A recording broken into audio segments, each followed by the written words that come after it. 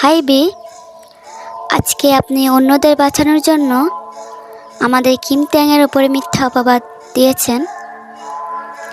একটা কথা ভুলে যেও না, তাদের জন্যই আপনি এই পজিশনে আসছেন।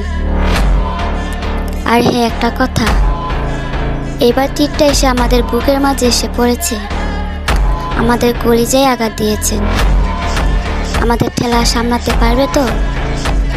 শুরুটা যখন আপনি করেছেন, শেষটা না হয় ভয়ঙ্করভাবে আমরা করব।